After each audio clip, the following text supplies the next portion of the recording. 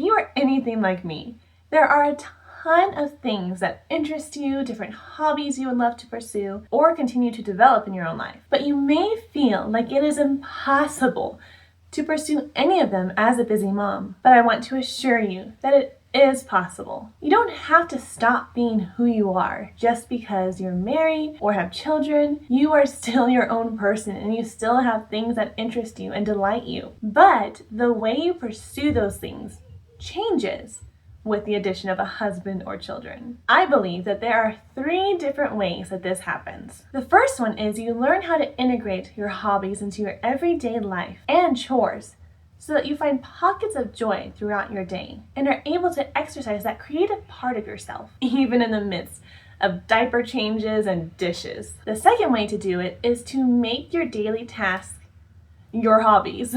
And I will obviously explain that further on in this video. I think the third way might be a little surprising to you, and I'm not going to tell you what it is until the very end of the video, so stay tuned for that. So before we jump into these hobbies that can fit in these categories, I just want to introduce myself. I'm Lorraine, and I am a full-time wife, mom, and homemaker. And I love talking to other Christian women about all the things, specifically homemaking and feminine things. From cleaning to theology, we cover it all. And if this sounds like a place for you, I would love it if you would like, comment, subscribe, share this video so that we may encourage other Christian women on their journey as well. And if you are not a Christian, I just want to welcome you here to this space. You are definitely someone I still want to talk to. I want this place to be an encouragement for everyone. But everything I say is going to come from a Christian perspective, and I'm not going to hold back on my Christian beliefs and values. So first, let's look into hobbies that you can incorporate into your everyday life. And what I mean by this is these are hobbies that aren't necessarily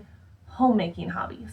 They are hobbies that you have to learn to fit around and work within your daily routine. For example, the first hobby I have here is singing or playing an instrument. And this one's a pretty easy one to incorporate into your everyday, especially if you have little kids. I love to sing, not professional or anything, just love it. And so as I go throughout my day, I try and find different times when I can sing. A lot of that times it's when I'm preparing meals or doing dishes because I'm standing in one place for the most part. And so I can work on my singing. If you have children and you homeschool them, singing is something that's beautiful to incorporate into their curriculum. Even if it's a short little song or something, it's a way for you to impart your joys into your children's lives. For example, my kids are learning the doxology this semester, this school year. And I love singing it with them. They also really love certain Disney songs. And so when they get the hankering to sing those songs, I sing right along with them. So it's a way you're incorporating something that you love into your everyday life. Some other things I thought about that you can incorporate, especially if you have little kids that you're homeschooling, are things that you can sit and do with them. Like reading, drawing or painting, doing clay crafts. You can do your own clay crafts while your kids play with Play-Doh. You can draw or paint something while your kids draw or color their own coloring sheet. If you like to write creatively or journal, take your kids' quiet time while they're reading or journaling themselves and journal in your own journal. You can also fit things like crosswords or Sudoku or other like word games into times where your children are doing their own quiet work. I think that sets an example for them of how to sit quietly and concentrate on an activity as well. Another thing you could do that's more active with your kids is learn a new language. If there's a language you want to learn, start learning it with your kids. Your kids are going to be great helpers. They have great minds, great memories, and I think they're going to enjoy it too. The next few hobbies are going to take a little bit more planning on your part to incorporate into your day, but I believe you can do it. So I have here community theater. I know that may be a little weird for some people, but I have really enjoyed doing community theater, and I have other friends who really love doing it. And so if that's something you want to pursue, do it. Involve your kids in running through lines. If it's a musical, involve your kids in learning the songs. If they're kid appropriate, obviously. Hopefully they are. Take your kids to the theater with you. My kids loved going to the theater with me for rehearsals. It was a little more stressful on myself, but they looked forward to it. If you love doing outdoor things like hiking or playing sports, maybe make a day where you're going to go play at the park. You bring a soccer ball or a baseball bat and a mitt and a ball. Or you go to a place to hike once a week. Let it become a family outing. And so your kids learn to enjoy it, or at least learn to do things that they may not enjoy, but they'll do it anyways because they love the person who wants to do it. This goes for other outdoor activities like fishing and hunting. Obviously that comes with a more mature age. You don't necessarily want to do that with toddlers, or bicycling or rollerblading or metal detecting. And so these hobbies of yours not only are good for you, but they're good for your children. Get them outdoors, get their body moving, get their blood flowing. It's going to be a great way to incorporate healthy hobbies into their own lives. If you love bowling or some other activity like that, again, make it a monthly family outing or a weekly family outing if you want to do that, where everyone gets to go and bowl or do whatever, laser tag, paintball. So I know my husband and I love board games, and so maybe have a weekly board game night or a monthly board game night and do a board game with your kids that they will be able to enjoy and understand. And then once you've done that with your children, set aside a time to do it with just your spouse so that you get to play an adult game. If you love to knit or cross stitch or sew, pursue those things during your children's quiet time. Another fun hobby I think that you can do at any point in your day with the children, unless they're napping, you might not want to do this when they're napping, is to explore music. If you love classical music, or if you love pop music, or you love old hymns, and you want to develop a library of that music, play the music in your home. Expose your children to beautiful music. Let it become part of the ambience of your home. If you like building Legos, that's really fun to do with your children. You can have your set, your kids can have their own set, or you can choose one to do together. If you're a crafty person, figure out crafts you can do either alongside your children or with your children. I have found that the best time to pursue any hobbies that don't fit into with my daily routine or chores is to pursue it when my kids are busy with their own quiet activity. And if you can, to set them up with something similar so they feel like they're being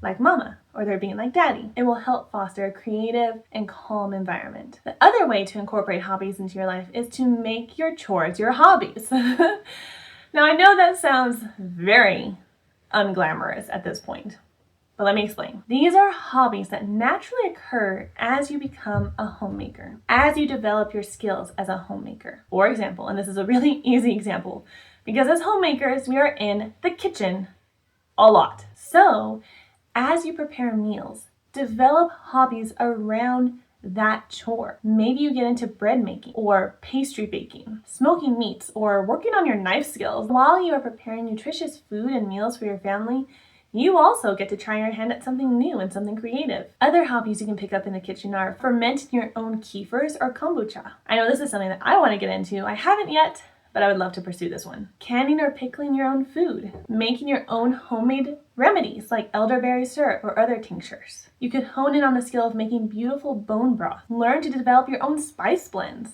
This is a dangerous one because I would gain 20 pounds in a week if this became my new hobby.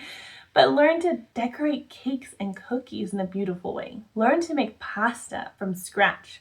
Or chocolate. We have friends who make their own chocolate and it is delicious. I wish I knew how to do it myself. Become your own Starbucks. So learn how to brew your own espresso and learn how to make lattes and mochas and other delicious cafe drinks. And I consider these as hobbies because you don't have to do them. You can buy all this stuff from the store. But if you want to develop a new skill, if you want to be more creative in the kitchen, these are some great things to do. Another chore that can become a hobby is beautifying your home. I love decorating. And so I really look forward to the changing of the seasons where I get to put different decor up, where I get to change out different things. I also include rearranging the furniture in this because I feel like it gives the home such a fresh feeling. I am by no means professional, but it does bring me joy. And I feel like it brings this warmth to the house. Another thing you can do is become a cleaning guru. If you love researching and science, this probably comes naturally to you. Learn how to get those hard stains out of rugs and upholstery and clothing. Test different methods and see what works best. Find and test out different cleaning products to really tackle those difficult areas in the home like grout or hard water stains. Or learn how to make your own cleaning products. If you are naturally a planner and an organizer and that sort of stuff gives you a thrill, create a fun family command center that you get to look at every day and organize every day and tackle every day. Find creative ways to manage your home through that command center or through a totally different system. You could also get a fun label maker. I love putting labels on things. If you've always wanted to pursue DIY, figure out ways that you can do that as you take care of the home. Maybe it means making over that ugly piece of furniture you love the style of, but it looks pretty ratty. Figure out how to make it fit your style and how to give it some extra love. If you have a problem in your home that needs a solution, think of a way to solve it. Not only does this help you be creative and exercise like an engineering part of your brain, it also lets you, hopefully, save a little bit of money. If you love animals, consider fostering animals or starting a hobby farm. If you love thrifting, that's a great thing to incorporate into your life. Not only will your budget thank you, but you can find great things at thrift stores for half or even more off the regular price. Make buying clothes a treasure hunt. Make buying home furniture a treasure hunt.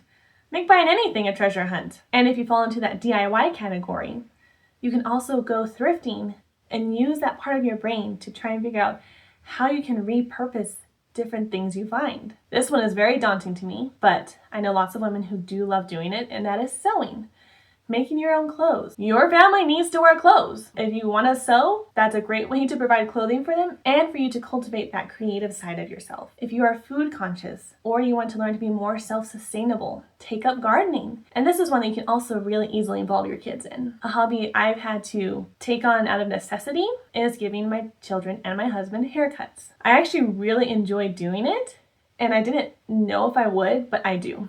And so maybe take up that as a hobby. It'll save you some money and it'll be a really useful hobby. Or maybe if you have little girls, learn how to style their hair. I loved playing with my little sister's hair growing up, and so I can't wait for my own daughters to grow up to an age where they have more hair on their heads and I can actually do something with their hair. I do believe that hosting other people in your home is something we should be trying to do on a regular basis. And so turn that into a hobby. Make it something that you want to nurture and grow in yourself. Learn how to plan ahead, plan a meal, plan how you're going to tackle the meal prep for that event. Figure out new and exciting ways to decorate your table or your home, or quicker ways to clean your home so you're not stressed the day of. And just taking care of yourself as a person, maybe you look into skincare and you really get into skincare, or you get into makeup and how to apply makeup. Maybe you really get into styling your own hair. These are all hobbies that just build off of something that you already have to do. You already have to cook food. You already have to clothe your family.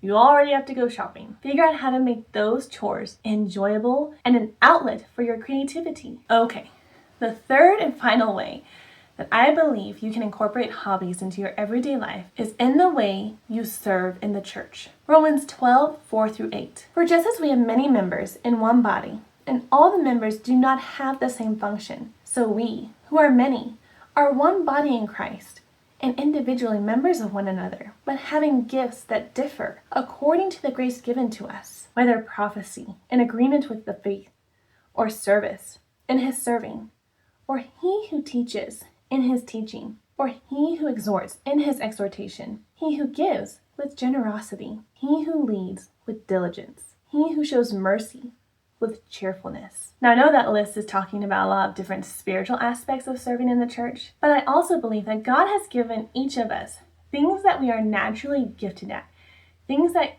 we are naturally inclined towards. And we shouldn't fight against those things. To do so would be ungrateful for the natural abilities and gifts he has bestowed to us. This passage also shows that we all need each other. And so while you might want to be gifted in music, if you're not, that's fine. Someone else will fill that hole. And don't begrudge them the fact that that's the gift that God has given them. Be thankful for what you have been given and exercise those gifts to the best of your ability, to the glory of God. You can take many of the hobbies we already listed above and move them into serving the church. For example, are you that planner or organizer? Find a ministry where you can exercise that gift of planning and organizing, probably events or where you have to coordinate people. And if there already seems to be a lot of those slots filled with people who are already planning and organizing these events, approach one of them and ask them how you can assist them. You don't have to be the front runner. You can be an assistant. Assistants are very necessary, and your work is just as important as the person who's heading up the event. If you are a natural musician or singer,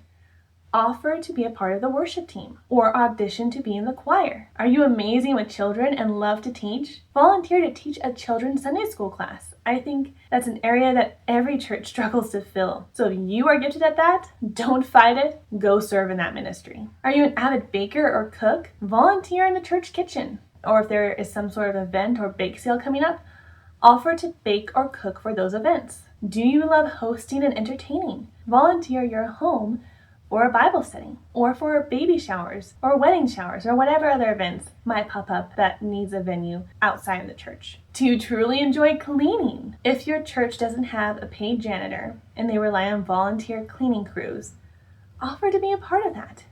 That's a job that not everybody wants to do. And if that is a natural gift the Lord has put onto you, we need you to embrace it. We need you to keep our churches clean. Combining your hobbies with serving the church and filling needs within the body is God's will for you. He wants you to be a part of the body, and He wants you to exercise the gifts He has given you. What better way to use your gifts than to serve your family and to serve the body of Christ? I would love to hear in the comments below, what are ways you incorporate hobbies into your life? Do you follow any of these 3 strategies that I've given you, or have you come up with something completely different? I would love to know. Or what is a hobby that you love but you haven't been able to get to in a while? Maybe you're now motivated to try and incorporate them into your life in one of these ways. Again, let us know. I would love to hear from you. So until next time, go use the gifts God has given you and be blessed.